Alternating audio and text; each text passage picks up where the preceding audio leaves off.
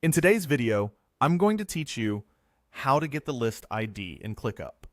By the end, you'll know exactly where to find it, how to copy it, and why it matters, so you can move on with your integrations, imports, or sharing without any guesswork.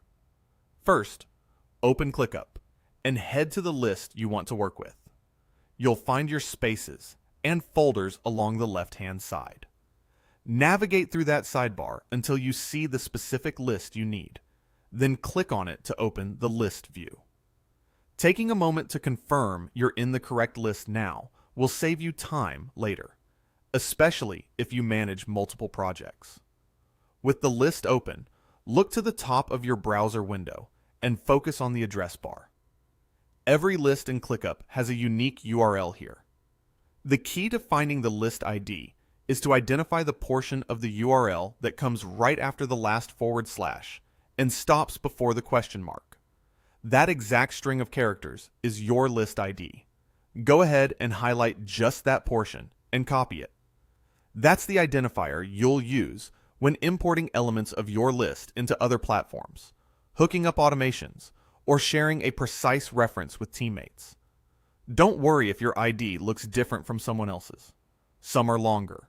Some mix numbers and letters, and that's completely normal. The pattern is what matters.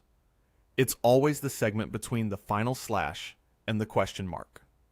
If you ever need the ID for a different list, click on your team space in the left sidebar to jump back to your broader workspace.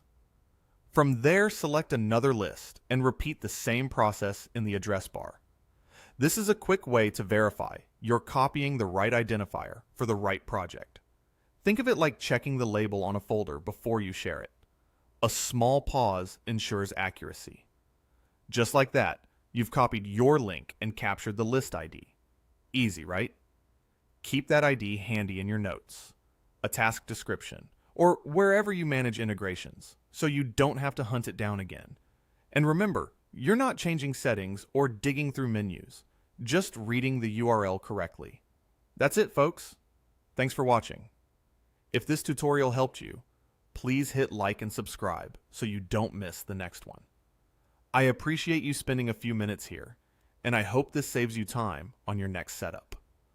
Until next time, keep organizing smarter and working more efficiently with ClickUp.